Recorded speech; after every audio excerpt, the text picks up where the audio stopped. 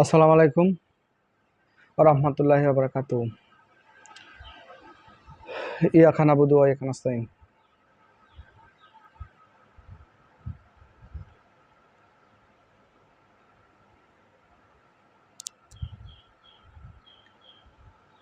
সবাইকে স্বাগতম।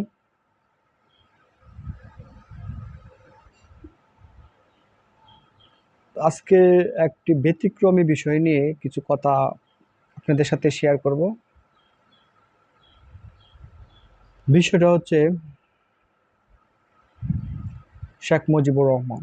তাকে নিয়ে কথা বলার আগে একটু ভাবা দরকার। আমি আসলে ভেবে চিন্তে বিভিন্ন ধরনের বিচার বিশ্লেষণ গবেষণা করার পরে আপনাদের সামনে কথা বলার জন্য আসলাম। কিছু কথা না বললেই নয়। শেখ মুজিবুর রহমান আসলে বাংলাদেশ সৃষ্টির পিছনে ওনার একটা বিশাল অবদান ছিল, সেটা অস্বীকার কেউ করে না, আমিও করি না। কিন্তু ওই শেখ মুজিবুর রহমান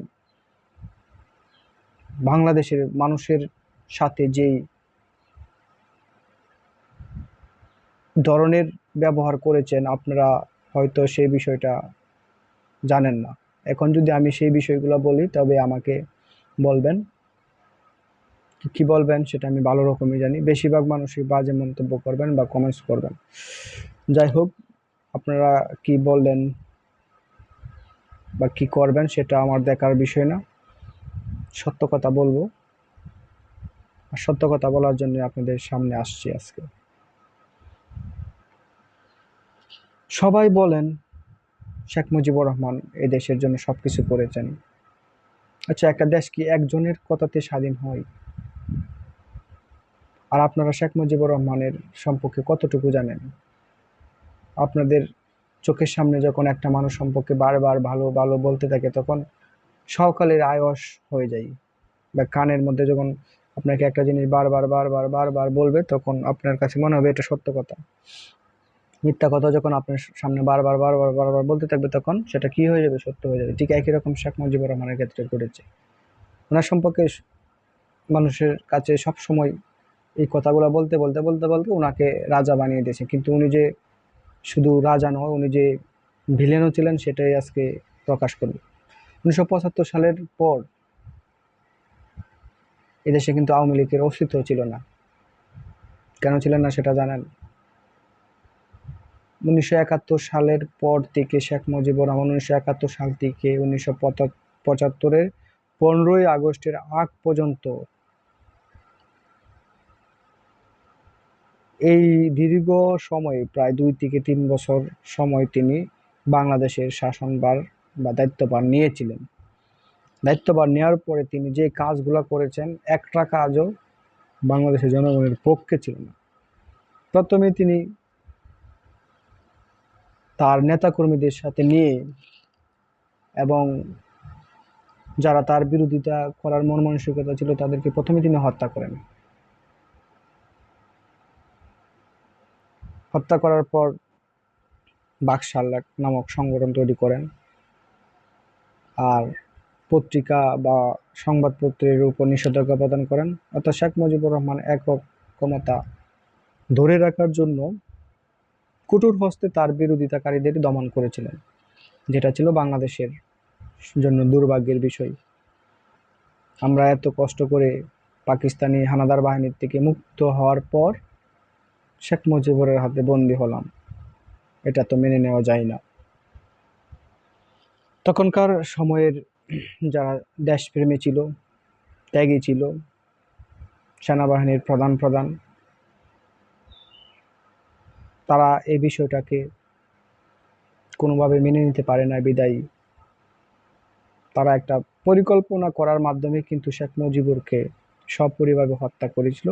যদিও বিষয়টা এভাবে করা ঠিক হয় নাই, বা এভাবে একটা মানুষের কে হত্যা করা, সপরিবারে খুন করা, এটা কারো কাম্য নয়। সেটা আমিও বলবো সেটা না করাই ভালো ছিল। কিন্তু কথা হচ্ছে, এরকম একটা পরিবেশ পরিস্থিতির মধ্যে তারা পড়েছিল, বঙ্গবন্ধুকে বা শেখ মুজিবুর রহমানকে হত্যা করা ছাড়া তাদের দ্বিতীয় কোনো রাস্তা ছিল না।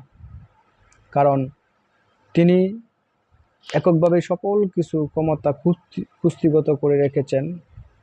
সকল ক্ষেত্রে প্রশাসন, বিচার বিভাগ, আইন বিভাগ, স্বায়ত্তশাসিত যত ধরনের প্রতিষ্ঠান ছিল সকল কিছু তিনি তার একক কর্তৃত্বের মধ্যে নিয়ে গিয়েছিলেন, যেটা ছিল আমাদের দেশের জন্য খুবই অকল্যাণকর, দেশের জন্য অশনি সংকেত। আর সেই কারণে মূলত তাকে সপরিবারে নির্মমভাবে হত্যা করেছিল। এই কথাগুলো তো কেউ বলেন না, কথাগুলো আপনারা জানেন, কিন্তু আপনারা এই কথাগুলো কেন যে বলেন না সেটাই বুঝি না। আপনারা যারা জ্ঞানী গুণী, বিভিন্ন বিষয়ে জ্ঞান রাখেন, তাদের উচিত ওই কথাগুলা বাংলাদেশের জনগণের কাছে প্রকাশ করা। শেখ মুজিবুর রহমানকে কেন তারা হত্যা করলো?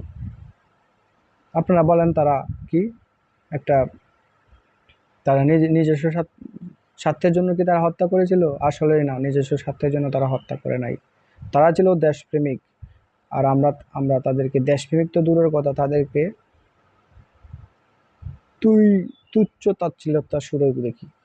শেখ মুজিবুর রহমান যেমন দেশের মুক্তিযুদ্ধের জন্য স্বাধীনতার ঘোষণা দিয়েছিলেন, ঠিক একইভাবে যে সমস্ত কর্নেল শেখ মুজিবুর রহমানকে হত্যা করেছিলেন তারাও এই দেশের জন্য যুদ্ধ করেছিলেন। তারা যুদ্ধ করেছিলেন কি নিজের সশরীরে যুদ্ধ করেছিলেন। তারা কিন্তু আর শুধু নির্দেশনা দেয় না বলে আপনি যুদ্ধ করেন, তারা কিন্তু নিজের হাত দিয়ে এই দেশের মানুষকে রক্ষা করেছিলেন যুদ্ধ করে। পাকিস্তানি হানাদার বাহিনীদেরকে তারা তাড়িয়েছিল। তারা কেন হত্যা করবে সেই বিষয়ে আপনারা আলোচনা করবেন, গবেষণা করবেন। সেটা সকলের কাছে আমার দাবি। বাংলাদেশের যত সংবাদপত্র থেকে শুরু করে যারা গবেষণা করেন তাদের কাছে আমার একটাই দাবি, শেখ মুজিবুর রহমানকে কেন হত্যা করা হলো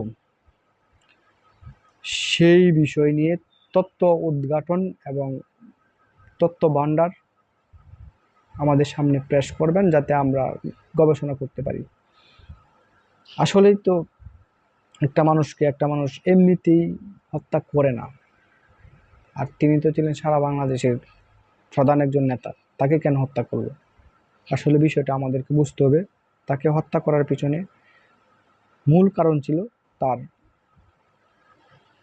তার যে অহংকার, দাম্ভিকতা, ক্ষমতার যেই লোভ, ওইগুলা তিনি সামলাতে পারেন না বিধায় তিনি হত্যাকাণ্ডের শিকার হয়েছেন, যেটা আমি মনে করি আর কি। অনেকেই হয়তো কথাগুলো ভালো দৃষ্টিকোণ থেকে দেখবেন না, কিন্তু করার কিছু নাই। যেটা সত্য কথা সেটা হচ্ছে শেখ মুজিবুর রহমান ছিলেন অত্যন্ত অহংকারী এবং ক্ষমতার প্রতি তার প্রচণ্ড লোভ ছিল, যেই কারণে ওই ক্ষমতার লোভের কারণে তাকে এই হত্যাকাণ্ডের শিকার হতে হয়েছিল। যদি বাংলাদেশের মানুষ এর প্রতি তার মায়া থাকতো বা বাংলাদেশের মানুষকে ভালোবাসতো, তবে সে কখনোই এই ধরনের আইন পাশ করতেন না এবং ক্ষমতার প্রতি লোভ রাখতেন না। কারণ মানুষ যাকে চায় সে এমনিতেই থাকতে পারে, তাকে জোর করে থাকার দরকার হয় না। তিনি ক্ষমতার অতি লোভের কারণেই মূলত হত্যাকাণ্ডের শিকার হয়েছেন। যাই হোক, অনেক কথা বললাম।